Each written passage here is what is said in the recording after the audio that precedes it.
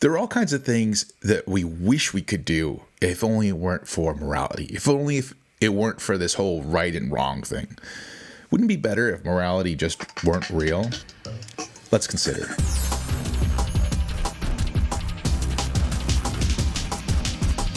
Hello, philosophers. I'm Chico. Welcome to the Philosopher Show, where we consider the greatest questions of human history.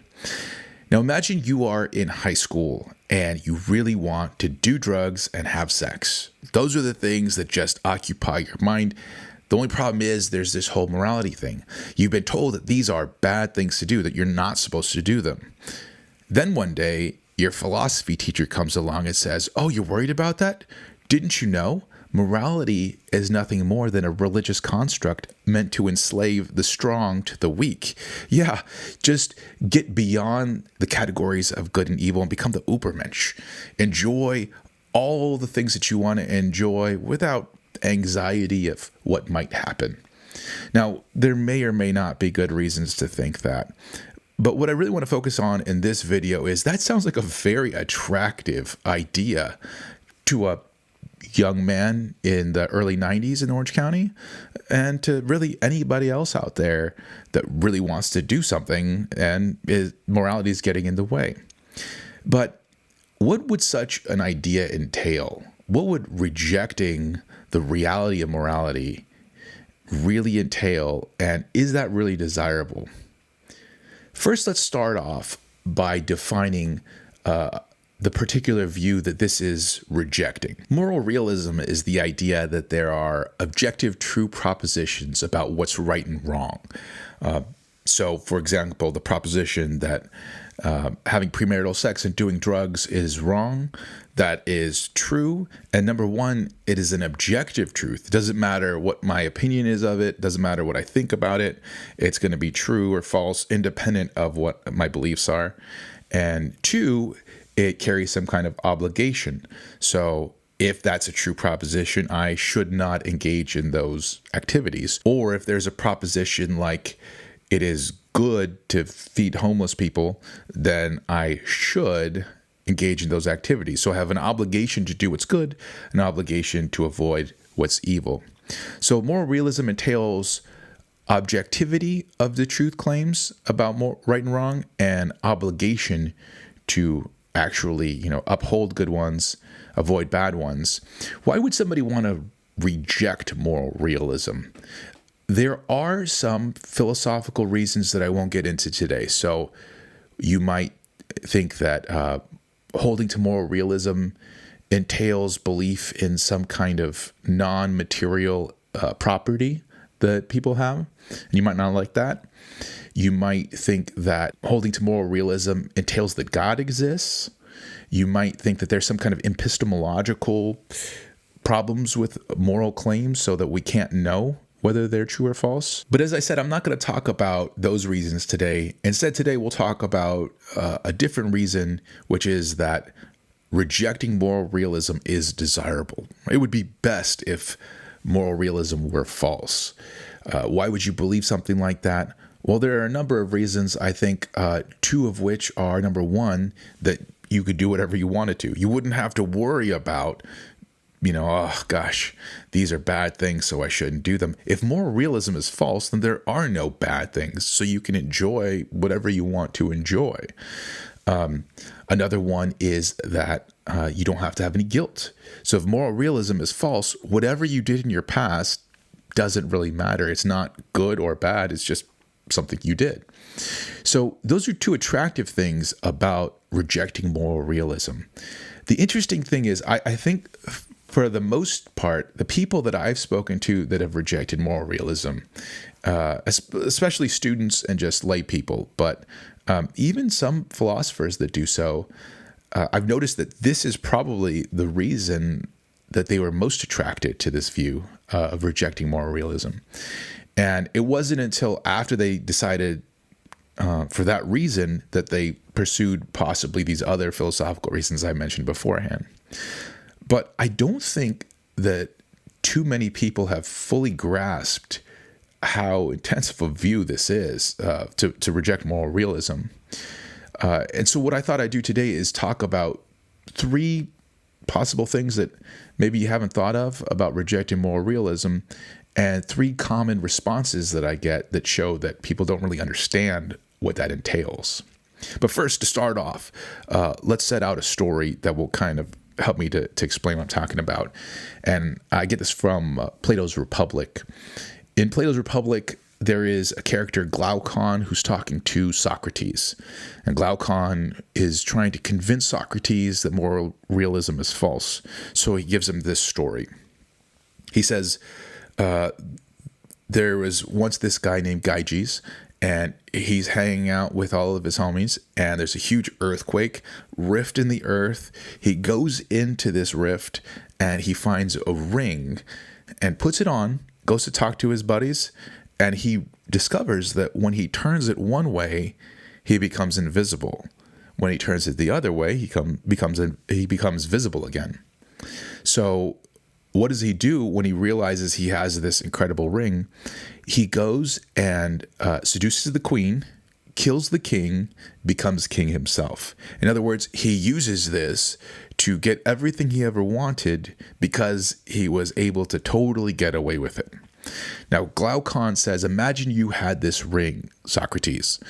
You would do the exact same thing, wouldn't you? And if you say you wouldn't, the only reason you're saying that is because you want to convince everybody how moral you are so that they'll be moral.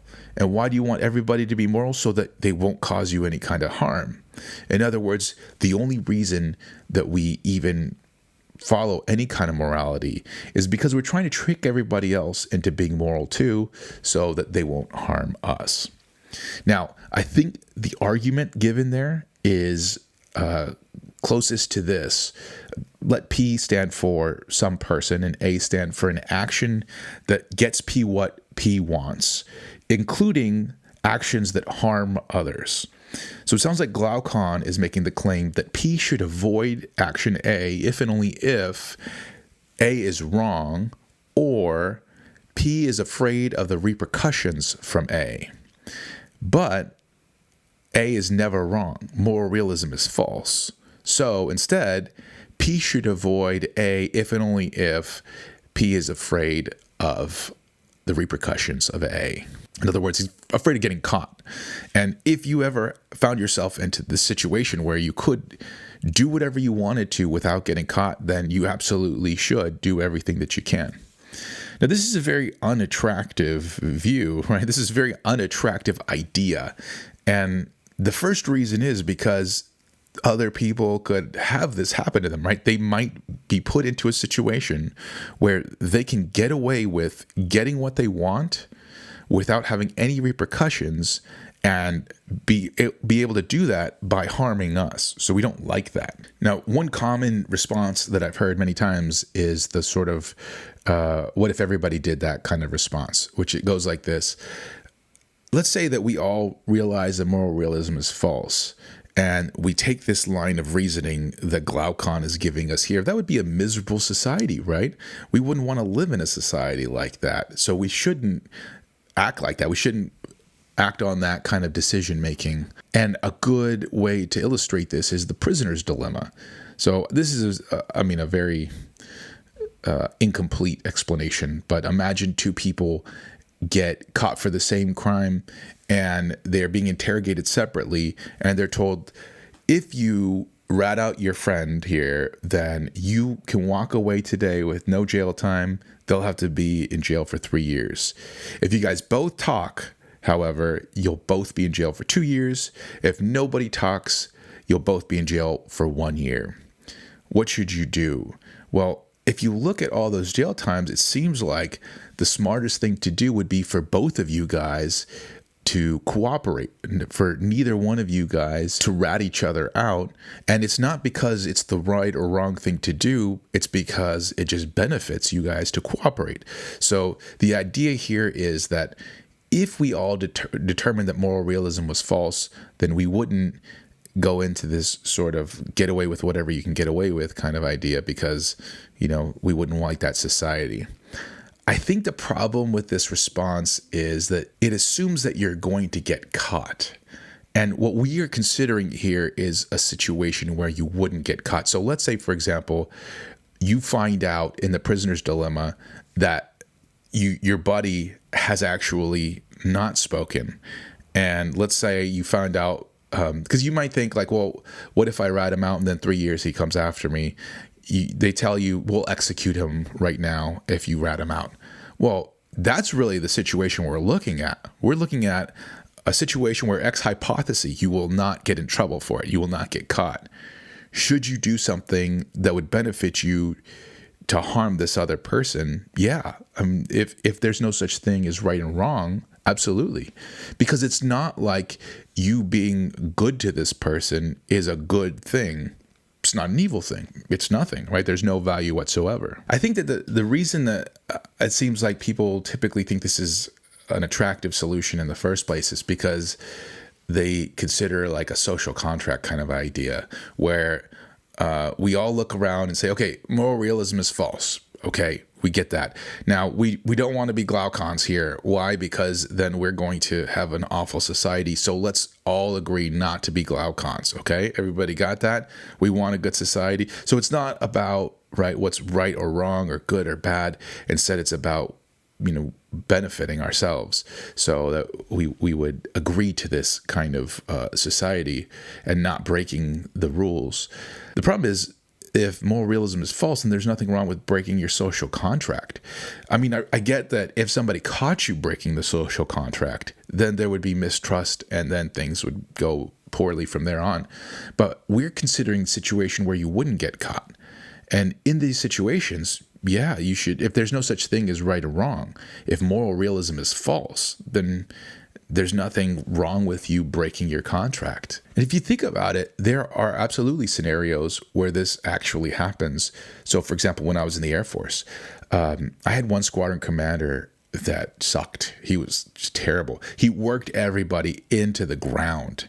And when he was done in his command, the squadron had done great because, we had all worked so hard because we've been ordered to work so hard. But when he left, we all, people were trying to get out desperately, and people started to just give up because they were so exhausted from working so hard. And the thing is that he got promoted and moved on to the next assignment. And that's sort of the way that he worked, right? Like he would just abuse people. No, not literally abuse people, but he would be a terrible leader. But all people would see was that short period of time. He gets promoted. He's on to the next episode. The rest of, meanwhile, the squadron is in shambles. So, and the next guy has to pick up the pieces, and the next guy looks terrible. So there are these situations where you can get away with doing the wrong thing, and if Glaucon is right and moral realism is false, then you should do those things, or at least rationally speaking, it makes sense to do those things. Whereas if moral realism had been true, then, you wouldn't have been able, even if you had been promoted over and over again, you still would have been a jerk. So problem number one here is that if moral realism is false, it seems like the rational thing to do for people to harm you in order to get what they want, which seems very unattractive, right? But it seems like since there's no such thing as right and wrong, it's not wrong for them to harm you. So yeah, it makes sense for them to go out and do these things. So we kind of lose that level of defense of morality provides, right? And that's what happens when moral realism is false. Again, this isn't really showing that moral realism is true. Again, what I'm trying to show you is the repercussions if moral realism is false, and how it's not as attractive maybe necessarily as you might have thought at first. A second problem: imagine you dedicate your entire life to accomplishing all the things that you think would be good in the world. So let's say you right every wrong. You spend all your life achieving social justice and feeding homeless and all that kind of stuff. And then consider two other people: Juan Carlos Sanchez Latour, who was called the Big Bad Wolf. This is a man who lured somewhere around 500 young boys to a hotel room where he raped them and recorded video of him assaulting these kids. Consider Mao Zedong, the leader of the Chinese Communist Revolution. killed more people than anyone else in history, tortured them in horrific ways. Hard to get an accurate number, but definitely in the tens of millions. Now consider if moral realism is false. What is the difference between you and these two other guys? Nothing. Right? I mean, it's not to say that you are just as bad as these other guys. It's to say that there is no such thing as bad. So you guys are morally equivalent, right? Meaning that there is no moral value at all. So one thing that moral realism provides is a moral valuation. And when we compare somebody who does really good things, or what we consider really good things, to people that do very horrendous things, it seems like that valuation is very important to us. If we reject moral realism, there's just no way for us to keep that. So problem number 2 is, without moral realism, there is no value. The third problem is that without moral realism, it seems like there's no motivation for us not to do things that we might think are reprehensible. So what do I mean by that? Imagine you have a person that's rejected moral realism but is an ethicist. What could their life be about in the first place? Well, they could have 2 projects possibly. One would be just trying like the psychological project of describing what people are doing when they think that they're moral reasoning. So I might say, oh, you think rape is wrong. Well, what you really mean when you say rape is wrong is that you dislike rape, but you're not making a true or false claim about reality when you say rape is wrong. Or when you say rape is wrong, really what you're saying is boo rape, but you don't actually make any kind of claim about the world with that statement. So that's one possible project that people that reject moral realism endeavor into. Another possible one is to provide us with a set of rules that we might want to follow, regardless of whether there is such a thing as good or evil or right or wrong or anything like that. So an ethicist in this vein might provide us with a set of rules that we would want to follow just because they're attractive rules in order to live our lives. So, for example, I might come up with a set of rules, and these rules say that you should always do only those things that you could wish that everybody else do. And although that's Kant's categorical imperative or something like it, although Kant thought that was really what's right and wrong, we can follow it just because, we want to be rational, and that's a rational way to live your life. So we should follow this rational system that I just set up for you. So when I say that you shouldn't rape, what I really mean is it would be irrational to rape for X, Y, and Z reasons, and therefore we should avoid that activity. Or maybe I come up with a system where we always do those behaviors that were normalized through evolution, through natural selection. So why shouldn't we rape? Because we evolved to cooperate with each other and not to assault each other in these ways. And it's not evil to rape. It's not bad to do that, but it's contrary to, our evolutionary trajectory here. And if we want to, we can follow this set of rules where we do those things that are according to our evolutionary trajectory. So we could have sets of rules without believing in such a thing as right and wrong. The trouble is, there's really no reason for us to continue to follow these rules anytime we decide that we don't feel like it. What do I mean by that? So imagine that I'm walking along, and it's just me, and there's a guy standing on a bridge in front of a vast cavern, and is sort of precariously standing there, and I get this sort of thrill in me, like, what would happen if I pushed this guy off? No one would know, right? I could totally get away with it. I could say the guy slipped if anybody had any question, because nobody can see. Should I push that guy off? Well, if you think about it, like, if I'm following an ethical system that says only do those things that you could wish everybody else do, then yeah, by those rules, I shouldn't. However, I don't want to follow those rules right now, right? At this moment, right now, I don't feel like following those rules. Now, you may argue, yeah, but then you wouldn't be consistent if you didn't continue to follow these rules in moments of temptation. But so what? It's not wrong for me to be inconsistent. There's no such thing as right and wrong. So since there's no obligation involved, if there's no such thing as moral realism, then in these situations where I feel like not following these rules, I should not follow those rules, right? I should do whatever I feel like doing in these situations. So I should push this guy off and murder him because I feel like it. One objection people give when they hear this kind of consideration is that it sounds like I'm arguing that people who reject moral realism are going to become sadists, right? Or like just monsters. But there are all kinds of people who reject moral realism that don't go around acting like this.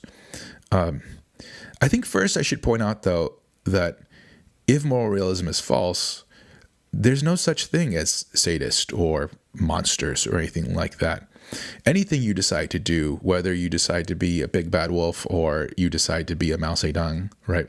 Any of those things are exactly on par with anything else you would do, right? So yeah, but I think the real response here, though, is that it's not that these people would actually become sadists. It's that there's no reason why they shouldn't become sadists, right? There's no reason why, if you reject moral realism, that you should hold on to any kind of belief on what you should or shouldn't do. And now, notice, I'm not encouraging you to do that, right? I myself am a moral realist, if you haven't figured it out since the beginning here. So I think you actually absolutely would be wrong for doing these things. I think they would be evil things to do. But I'm a moral realist, so I can say that. If you reject moral realism, however, then again, there's no such thing as a monster. All of these things are totally live options. So, and this is considerations on just how extreme this view is. These are not arguments for why moral realism is true. If you thought like, oh yeah, it'd be great to get rid of moral realism, here's exactly what it means to get rid of moral realism. Now, let's go through a few responses that I think show a misunderstanding of, again, of how extreme this view is. The first one I'll call the Yuck Response. So oftentimes when I bring up these considerations, I'll hear stuff like, well, I guess if you want to believe that, or I guess if you want to live that way, or I would never, I don't feel like. And whenever I hear these, it's clear that this is an aversion that a person would have to these ideas, and they would like to cut these possibilities off, but they lack the philosophical equipment to do so because they've rejected moral realism.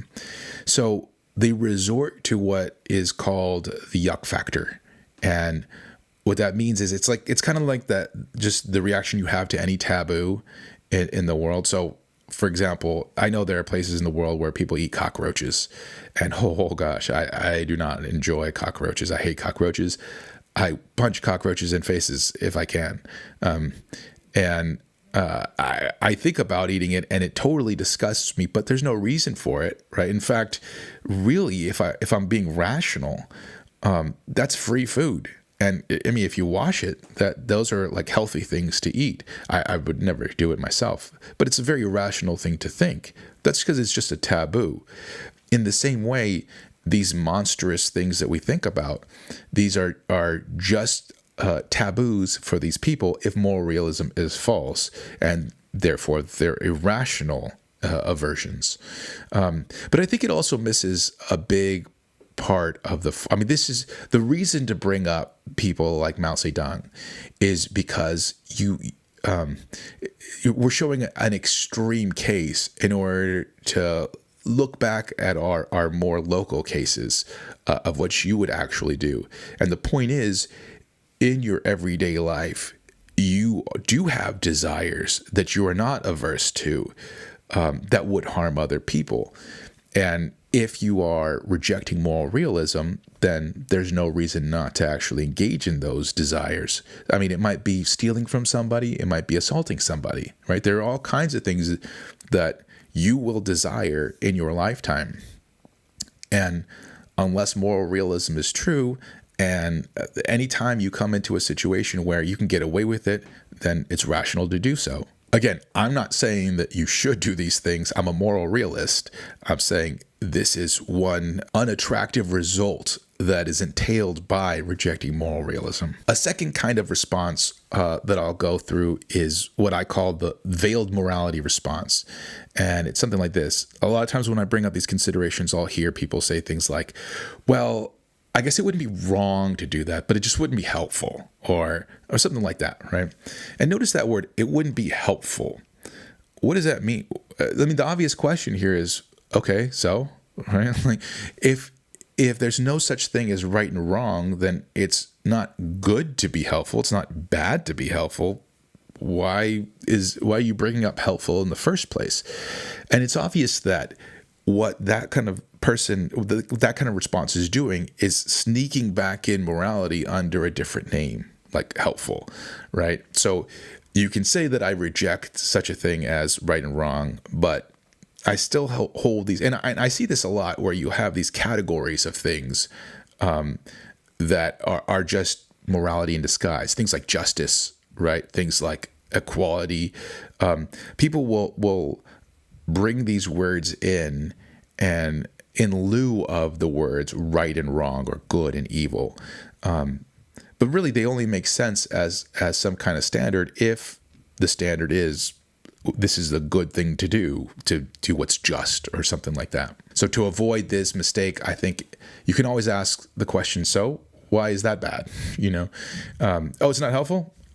Okay, now what? A final reaction, which is not really a reaction to any of the considerations I've presented so far, but really more just like the way you live your life. If you reject moral realism, one thing I think the way people live their lives that shows that they really don't understand the extremity of their position is this. We could break all evil, and by evil I just mean things that we don't like, all evils in the world into two categories, natural and moral. And obviously, if you're not a moral realist, you don't have a category moral evils. But by natural evils, I mean just things that happen that no person did that we don't like. And moral evils, things that people did freely that we don't like. So natural evils would include stuff like earthquakes, famine, pestilence, all kinds of things like that, fires. Moral evils would include things like rape, murder, any kind of physical assault, bullying. It is totally natural to have an emotional response when evils happen. Like consider, especially like think about natural evils first. We're sad when we hear an earthquake has killed many people. We are angry when we consider that COVID-19 has taken out an entire year of our lives. But then think about the moral evils. Although we have emotional responses, they're different, right? And they're different in two ways. Number one, there is an indignation. And number two, there is a direction. So if you have something evil done to you, first of all, like you kind of get this sort of kind of experience, right? And that's the best I can do to explain it. But this kind of feeling like you shouldn't do that to me, right? I shouldn't have this kind of thing done. I'm a human. I'm a person, right? I have some kind of value in me.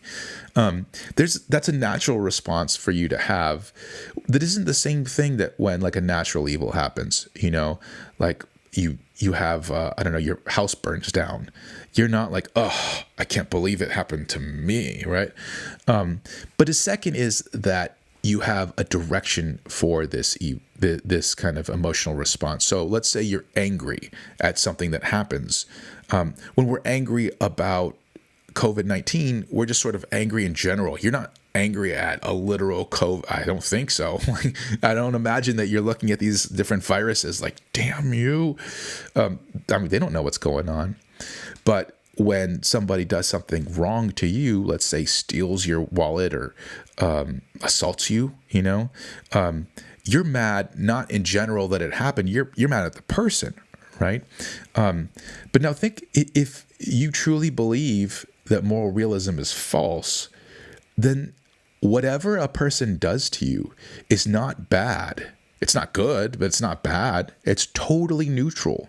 So it doesn't make any sense to get mad at them, right? They didn't do anything wrong, regardless of how awful what they did to you was. So the emotional response that we have to moral evils, I think, belies what we really believe about moral realism.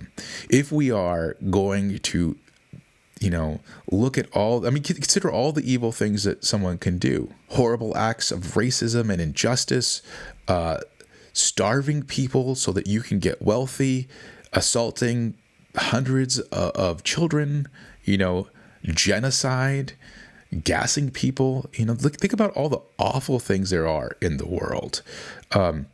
If we really want to reject moral realism, then we can't be mad rationally at the people that do those things. We can't be in any way upset at them. We have to be just as how we felt about earthquakes. Like, yeah, I'm pissed about it that it happened, but man, bummer. However, it's nearly impossible to live that way. Just consider somebody sexually assaults somebody that you love, or possibly even you. Can you really respond to that with man, I'm bummed it happened? Can you really respond to that without any kind of indignation? I think it's almost impossible to live that way. And yet, if we reject moral realism, that's what's rational. So this is, I think, a consideration about rejecting moral realism that not a lot of people actually think through. If we reject moral realism, we lose all kinds of value, all kinds of defense of ourselves against other people perpetrating moral things against us, moral evils against us. We lose all kinds of motivation for ourselves to live any kind of life that we typically would take to be moral. All those things go out the window. But again, my goal in this video wasn't really to prove to you that moral realism is true. My goal was to show you just how austere of a view rejecting moral realism is, because I don't think a lot of people that do it really understand it. In any case, I hope that was helpful. Let me know if you have any questions in the comments, and I'll see you in the next video. Adios.